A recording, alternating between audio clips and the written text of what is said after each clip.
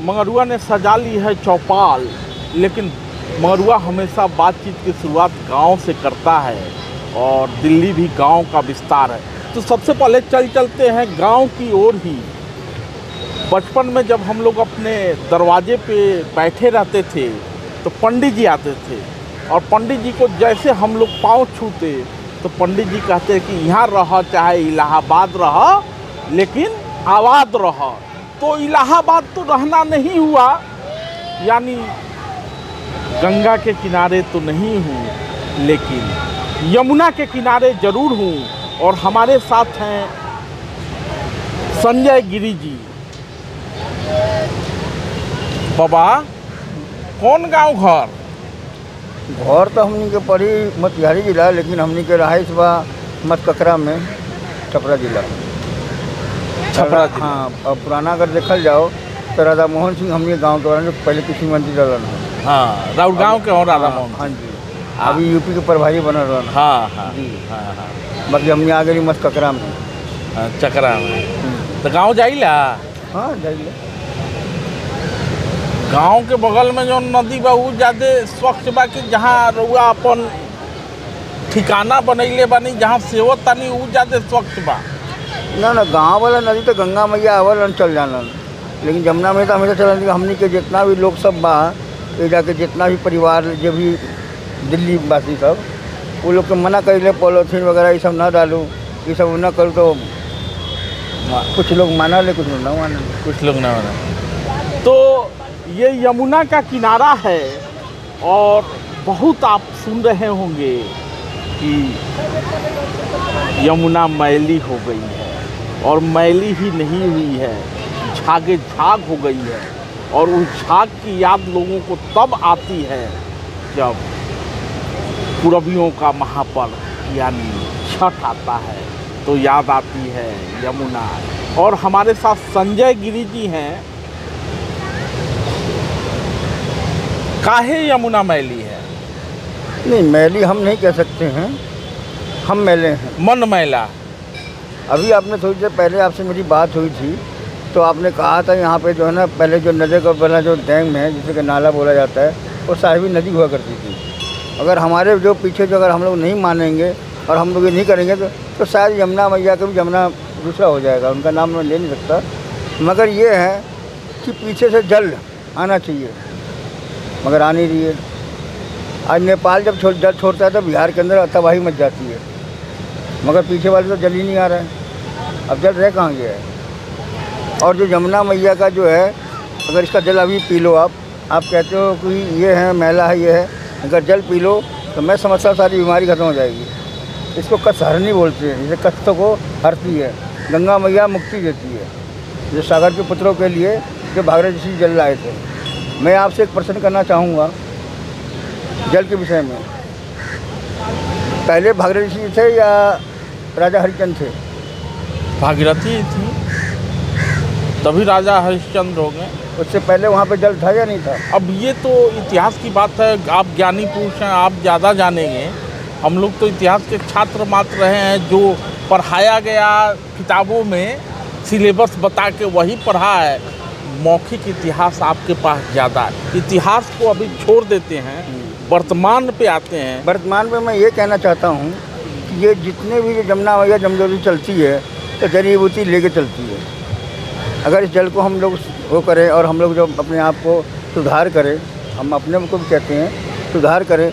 मैं यहाँ लोगों को रोकता हूँ। अभी आपने थोड़ी देर पहले कहा छठ पर्व, तो छठ पर्व ये ऐसा नहीं है। छठ पर्व में क्या होता है? नहीं तो वो लोग एक ज़्यादा फूल छोड़ते हैं, इसके अलावा कुछ नहीं करते, अर्घ देते हैं। तो उसमें तो यमुना मैया गंदी नहीं होगी या गंगा मैया गंदी नहीं होगी। फूल से तो जो है ना जल जो है ना शुद्ध होता है, मतलब अच्छा होता है। लेकिन और जो चीज़ें चलती है जैसे कि पॉलीथीन हुआ या घर का पूरा कचरा डाल दिया, ये कर दिया वो कर दिया, उसमें होती है। मगर छठ पर्व में आप कहोगे तो मैं इससे मैं सहमत नहीं हूँ, इसलिए मैं आपसे क्षमा चाहता हूँ, मैं इससे सहमत नहीं हूँ। नहीं, हम तो ये कह रहे थे कि हम पूरबियों को आखिर छठ क्यों नहीं मनाने दिया जा रहा है जमुना घाट पर? अब की बार मनाया जाएगा, सरकार से परमिशन ली गई है। आकाशवाणी हुआ था आपको? नहीं, मेरी बात हुई थी। अच्छा, बात हुई। बड़ा बेचैन है लोग कि नहीं, घाट पर नहीं मनाने दिया सत्य है, जाए। आपकी बात से सत्य है। हाँ। लेकिन इस बार मेरी बात हुई है हाँ। और एलजी तक हमने लिखित भी दिया है, तो शायद मैं भी टच करता हूँ, ऐसी कोई बात नहीं है। हम भी बिहार के बसीना हैं, हम भी करते हैं टच। तो इस बार कहा गया है, अब देखो। अनुमति रहती तो छठ घाट पर तैयारियां शुरू होती। तैयारी सरकार नहीं करती है, हमारा तैयारी संस्था लोग के लोग करती है। संस्था लोग, यमुना के किनारे अभी परमिशन नहीं मिला है बाबा, और छठ की छुट्टियां दे दी गई, लेकिन यमुना किनारे नहीं मनाना है, लोग अपने गली मोहल्लों में ही मनाएंगे। और ये कहा गया है कि मतलब यमुना किनारे नहीं जाना है। कोरोना तो बहाना था, लेकिन उसी बहाने रोक दिया गया। कहते हैं कि जब पानी ठहर जाता है तो कंकर मारना पड़ता है, और ठहरे हुए पानी में कंकर ज़्यादा दूर नहीं जाता है, जाके डूब जाता है। व्यवस्था रूपी कंकर जो यमुना के ठहराव का कारण बन गई है, उसको कैसे दूर करेंगे? देखिए, हमने पत्र भी लिखा है, सब कुछ किया है। अब आगे मेरे को कल तक जवाब मिलेगा, उसके बाद में कुछ कह सकते हैं। उसके बाद हाँ जी। और क्यों आश्रम के जरिए क्या क्या करते हैं बाबा? मंदिर के जरिए भंडारा वगैरह करते हैं, गरीबों भोजन वगैरह करते हैं, यही सब। गौशाला वगैरह चलो। तो हमारे साथ पर्यावरण पे काम करने वाले साथी भी हैं। क्या नाम है आपका? राहुल प्रहरी जी। यमुना वास्तव में प्रहरी की दरकार है। कितना बचा पा रहे हैं यमुना को, और यमुना को बचाना ही क्यों है? मरती है तो मर जाए। देखिए, गंगा जब गोमुख से निकलती है, जिसे हम चंपासर ग्लेशियर कहते हैं, वहाँ पर एक कलिंदी पर्वत है। वहाँ से ये नदी अपना निर्मल स्वच्छ रूप लेकर के निकलती है। और जीवन में 5 तत्व होते हैं, उसमें से जल एक प्रमुख तत्व है। और भारत देश के संदर्भ में कहा जाए तो विश्व की 17% आबादी भारत देश में रहती है, और उसके हिस्से में जो जल आता है वह केवल 4% आता है। और उस 4% में से मोटा मोटा 1.97 यानी आप कह सकते हैं 2% जल अशुद्ध है, जो ना नहाने योग्य है, ना धोने योग्य है, ना आपके उपयोग है। उसके बाद जो 2% आपका जल बचता है नदियों में, तालाबों में, पोखर में, जोड़ में या भूमिगत जल, उसकी स्थिति भी दिन पे दिन काफ़ी ख़राब होती जा रही है। कहने को हमने एक 78 वर्ष की आज़ादी ले ली। मैं 1 मिनट लगाऊंगा यहाँ पर, जो चीज़ें क्लियर हो जाएं। 78 वर्ष की आज़ादी के बाद आखिरकार ग्रामीण परिवेश में नदियाँ साफ़ हैं, जीवित हैं। महानगरों में आते आते नदियाँ मरने को तैयार क्यों हो जाती हैं? तो महानगरों में नदियाँ मरने को क्यों तैयार हो जाती है? ज़रा कैमरे के जरिए आप देख सकते हैं कि महानगरों में नदियाँ क्यों मरती है। जवाब तो आपको भी पता है, व्यवस्था को भी पता है, और भुक्तभोगी को भी पता है। बार बार जब आप देखेंगे दिल्ली सरकार और दिल्ली पॉल्यूशन कंट्रोल की वेबसाइट पे ना, अगर उन्होंने 100 कार्य पिछले 30 वर्षों में लिए होंगे जब से नदियों की शुद्ध भारत देश में आई है, वो उनका जब एक ढांचा आप देखेंगे कि 100 कार्यों में से वो कितने पूर्ण कर पाए, तो पहला तो डेडलाइन पे डेडलाइन बढ़ती गई, पैसे को बहाते चले गए, लेकिन जो योजनाएं कागज़ों में बनी वो ज़मीन तक नहीं आ पाई। जहां हम बैठे हैं यहाँ से मात्र 300-250 मीटर की दूरी। कहाँ बैठे हैं हम लोग ओल्ड वजीराबाद घाट पर बैठे हैं अभी, और दिल्ली का पुराना पुल भी यही है, ओल्ड वजीराबाद घाट का। और मेरे पीछे जो आप ये देख रहे हैं, वजीराबाद का बैराज भी इसको कहते हैं। यहीं से जल रोक करके इसके पीछे से दिल्ली की प्यास को बुझाया जाता है। और इसके बाद जब पल्ला गांव से लेकर नदी यहाँ तक आती है तो कुल मिलाकर 38 से 42 किलोमीटर, जब नदी अपना रास्ता बदलती है, थोड़ा बहाव के कारण लंबाई घटती है। यहाँ से लेकर के कलिंदी कुंज घाट तक जो ये 22 किलोमीटर की यमुना नदी अपना प्रवाह करती है, पूरी यमुना नदी का जो 2% क्षेत्र है वो बहाव का यही है, पल्ला गांव यानी वजीराबाद से लेकर के कलिंदी कुंज घाट तक। और इस 2% बहाव में नदी 80% मैली हो जाती है। और जब हम कलिंदी कुंज घाट के बाद इस नदी को देखते हैं तो जैविक रूप से नदी मर जाती है। ऐसा मैं नहीं कह रहा हूँ, दिल्ली जल बोर्ड और प्रदूषण बोर्ड की जो रिपोर्ट्स हैं, जो जल के बारे में समय समय पर आती हैं, वो नदी को बायोलॉजिकली रूप से तो मरा हुआ मानती है। पहली विडंबना ये है। दूसरा, प्रशासन को समझना चाहिए कि जो STP लगाए गए हैं, सीवर ट्रीटमेंट प्लांट, वो सही तरीके से कार्य नहीं कर पा रहे हैं। मतलब जो उनके दिशा निर्देश हैं, जिस लिमिट और गाइडलाइन पे उन्हें काम करना है, वो पूरे नहीं हो पा रहे हैं। और मोटा मोटा 40 के करीब STP हैं मोटे मोटे, 11, 12, 17 मैक्सिमम एक बार काम किए हैं, बाकी काम नहीं कर रहे हैं। बाकी काम नहीं करना। इस हम लोग यमुना घाट पे ही बैठे हैं और साफ सफाई रखने में, क्योंकि बाबा का मतलब लोगों की प्रेरणा, तो बाबा आप लोगों को कितना प्रेरित कर पाए हैं साफ सफाई रखने में, और इसको मैली करने में आपका कितना योगदान है? मेरा तो ये है, अभी कुछ समय से पहले से जब मैंने ये यमुना आरती शुरू करी थी, उसके बाद से और इससे पहले भी मैं यहाँ पे पॉलीथीन वगैरह डालने के लिए हर चीज़ को उनको मना करता हूँ। ड्रम लगा रखे हैं और गड्ढा भी खुदवाया था पीछे। मैं सोचता हूँ यमुना मैया को कोई ऐसा ना हो कि कुछ उसमें डले। तो बाबा यमुना आरती की बात कर रहे थे, आपको याद दिला दूं कि ये दिल्ली का पहला स्थान है जहाँ पे यमुना आरती शुरू हुई थी और बाबा संजय गिरी के नेतृत्व में ही हुई थी। कब हुआ था बाबा?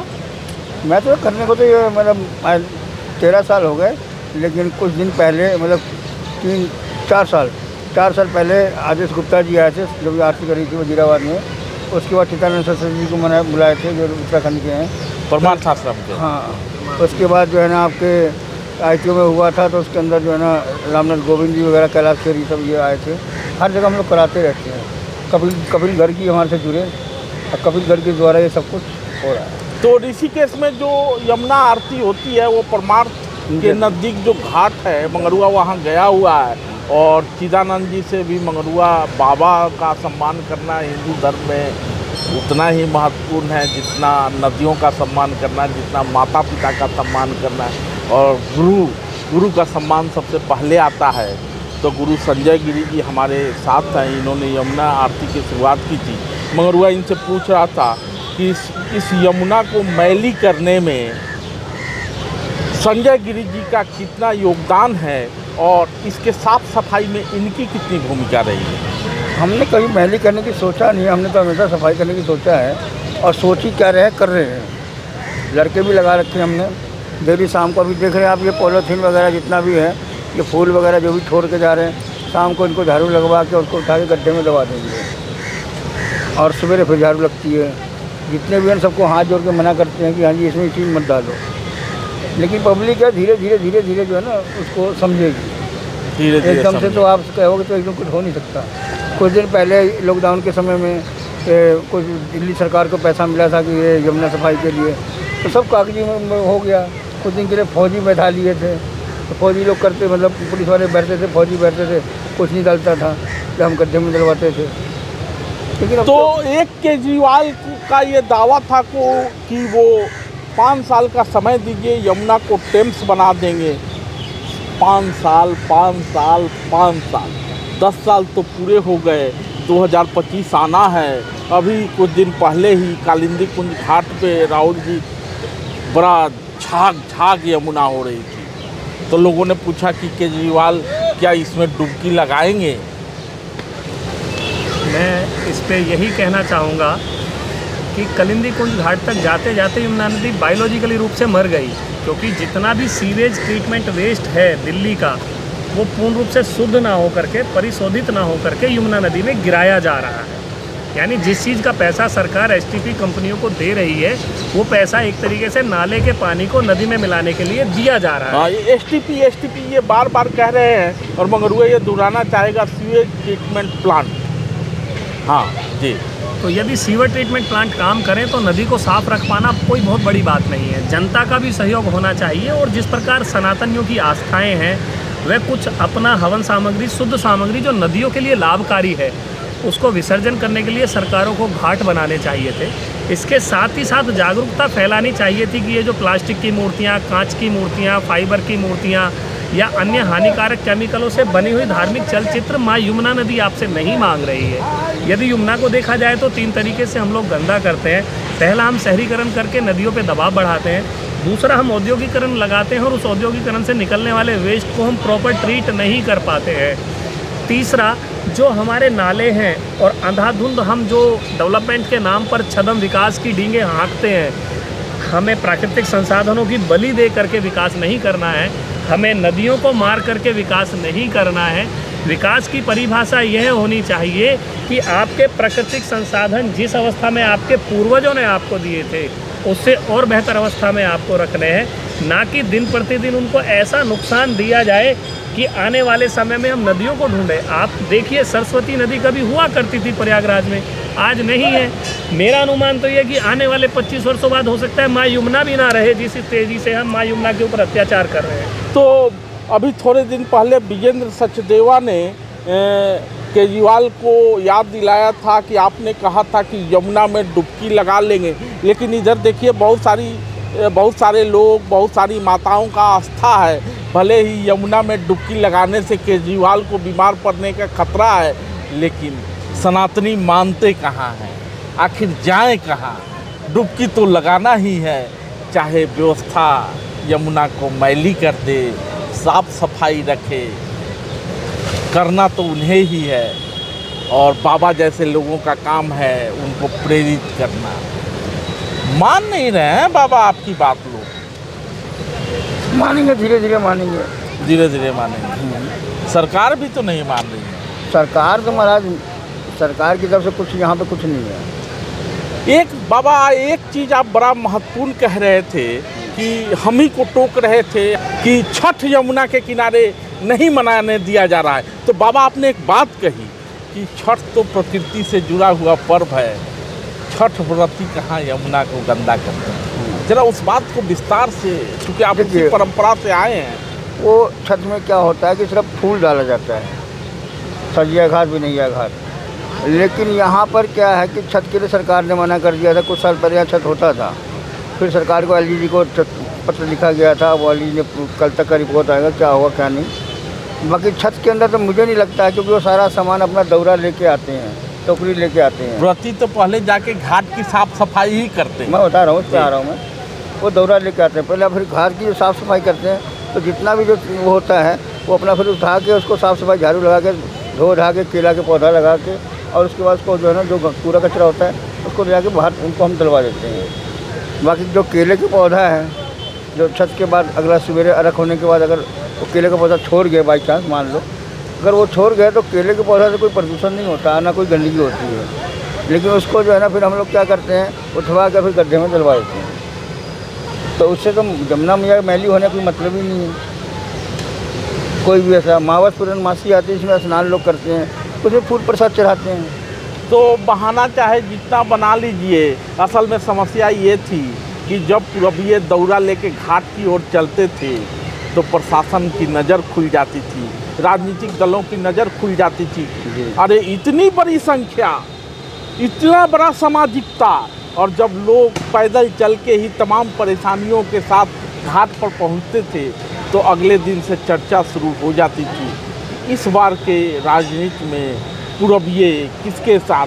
तो उस भागीदारी को, उस एकजुटता को कोरोना के बहाने छठ यमुना घाट पर न मनाने देने की बात कहकर व्यवस्था ने रोक दिया है। लेकिन आप भी कम नहीं हैं, आप भी मोर्चा बनाते हैं, ये मोर्चा वो मोर्चा, एकजुट नहीं है। तो शहरों में तो बाबा एकजुटता का बहुत महत्व है, एकजुट नहीं रहेंगे तो डंडा खाना पड़ेगा, चाहे छठ को लेके हो। अरे मैंने कुछ दिन पहले अखबार में पढ़ा था कि जमुना तट पर छठ मनाया जाएगा, मैंने कुछ पढ़ा था उसमें। अभी तक उसका परमिशन नहीं मिला है बाबा, और अब उसकी उम्मीद कम है। आप पत्र लिखते रहिए, जैसे आप 4 साल सोए रहते हैं ना, वैसे ही सरकार भी 4 साल सोई रहती है। अब 5वां साल है तो हो सकता है कि आपके पत्र का जवाब आ जाए, लेकिन अनुमति अभी भी नहीं है।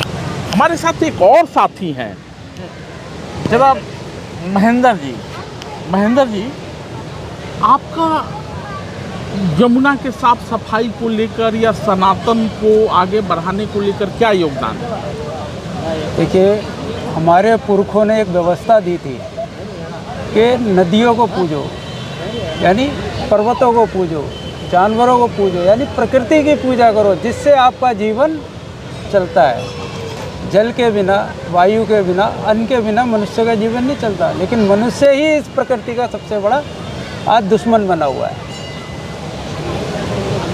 आज नदियों की हालत देख लीजिए, जिनको हम पूछते हैं आस्था के नाम पे, पूजा के नाम पे, हम अपने घर का सारा धार्मिक कचरा लाके इसको समर्पित कर देते हैं। जबकि हमारी जितनी भी पूजा होती थी वो प्रकृति के द्वारा प्राकृतिक रूप की वस्तुओं से होती थी, ना कि इन प्लास्टिक और पीओपी की मूर्तियों से होती थी। जब हम इसे इसमें फेंकेंगे और दोष देंगे सरकारों को, गड़बड़ करेंगे हम, तो मेरा ये मानना है, हमने ये प्रयास प्रारंभ किया है कि दिल्ली में जहाँ जहाँ इस प्रकार से हम विसर्जन करते हैं अपने घर की धार्मिक पूजित सामग्री का, उसके लिए कलेक्शन सेंटर बनाए जाएं। आज भी एक बहुत बड़ा कार्यक्रम, यहाँ कम से कम 5-6 टेम्पू भर के सामग्री हमने मंगाई है, उसका भूमिगत सहसम्मान हवन करने के बाद विसर्जन हो रहा है और वो कार्यक्रम अभी चल रहा है यमुना के उस घाट की तरफ, लोहे के पुल के नीचे।